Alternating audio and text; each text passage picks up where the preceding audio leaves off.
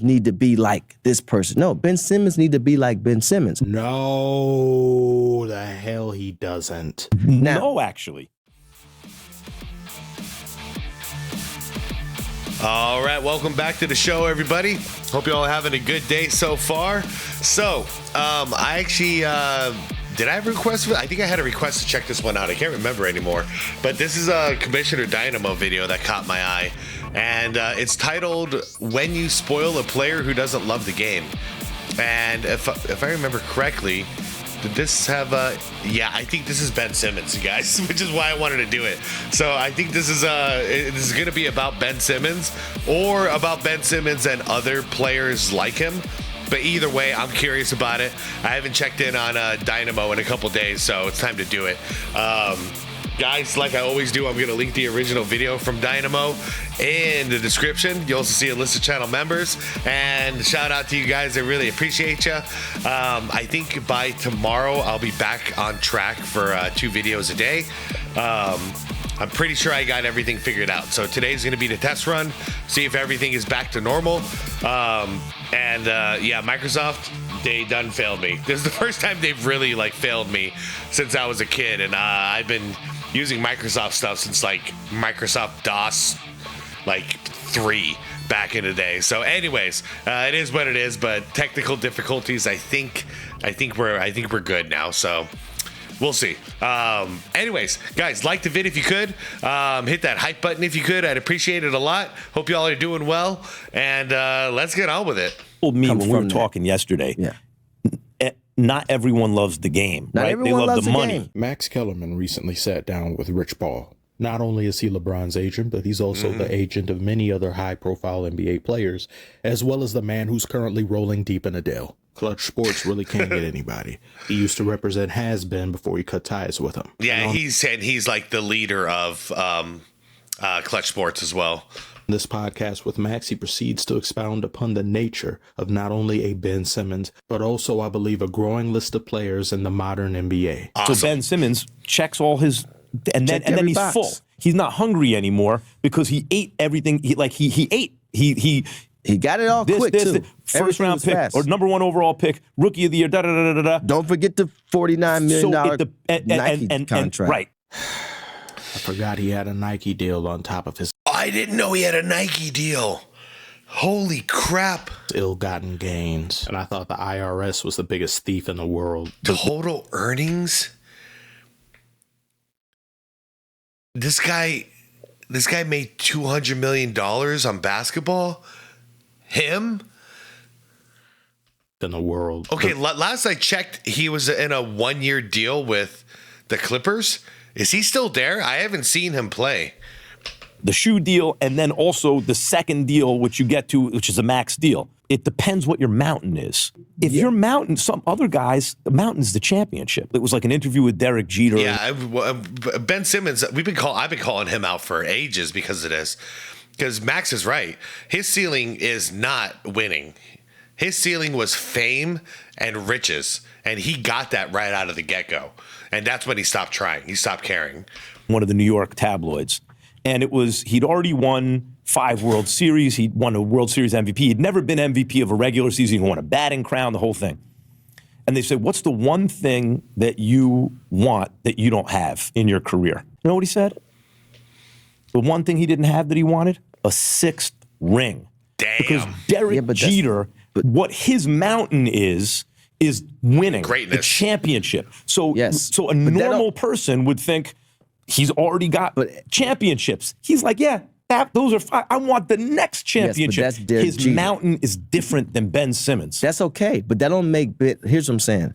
That does not make Ben Simmons. See, what we do in sports is we say, Ben Simmons. He just took a left turn, huh?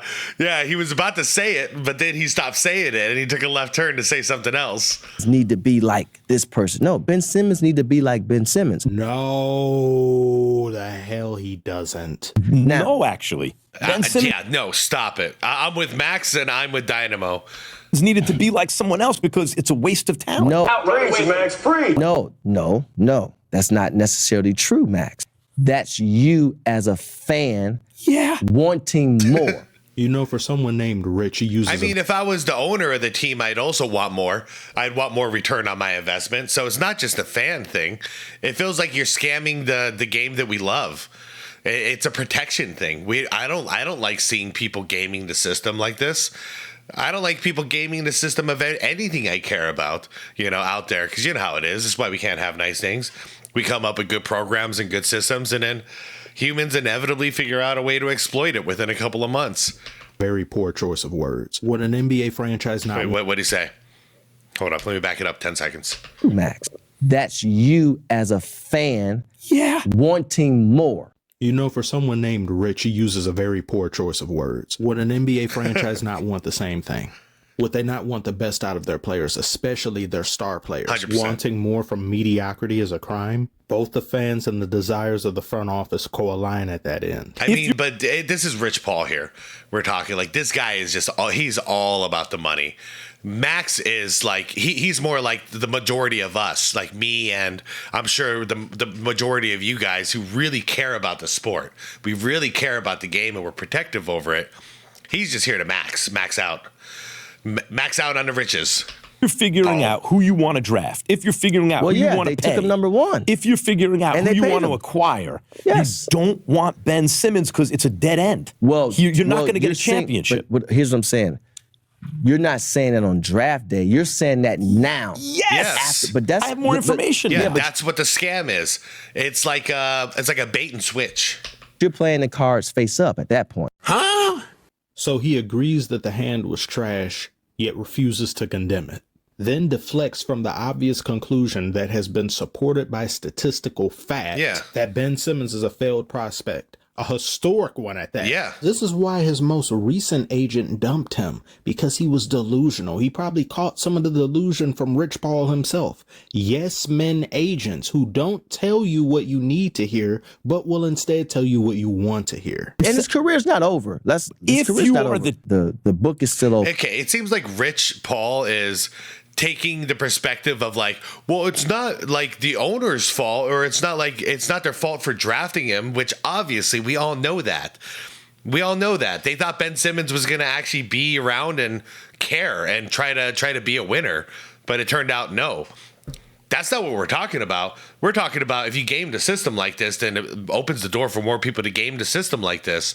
And the more we reward somebody like this, who's already gotten over $200 million through gaming the system, the more people, the more bad actors are going to come into the game to do the exact same thing. Work hard for a couple of years and then go into cruise control and just cash the checks. We're already seeing more of this. But the point is, we're calling it out because it's not to shame the Philadelphia 76ers for picking him. They got scammed. They got tricked with this guy. Right. We're calling out Ben Simmons. Somebody super glue and Gorilla duct tape that Necronomicon and lose it somewhere. Me and Ben talking.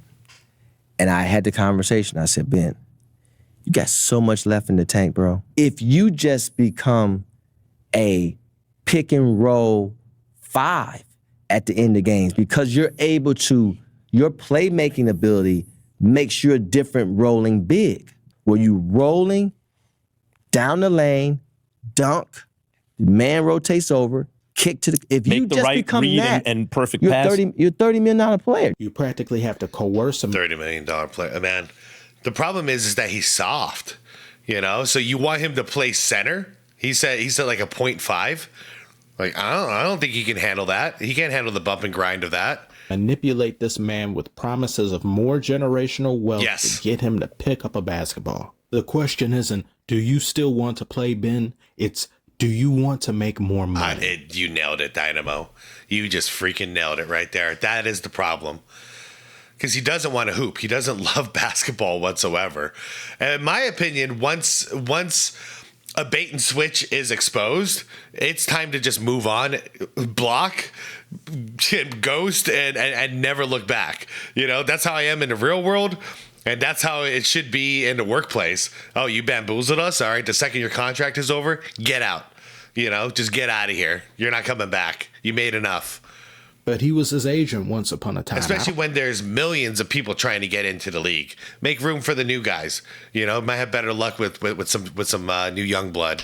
I don't fault him in trying to do the best he can for his client. I fault the entire league for normalizing this type of behavior, normalizing this type of rhetoric uttered from the mouths of agents, scouters, what have you. This is goalpost lowering language. As if a parent asks their kid to clean their room several times and they refuse, to which the parent acquiesces and says, could you at least pick up a sock or two? You would think with how Rich talks that Ben is in the twilight of his career in age, in utilization, in his overall physical makeup, and not 29 years old. Expecting better is seen as derisive.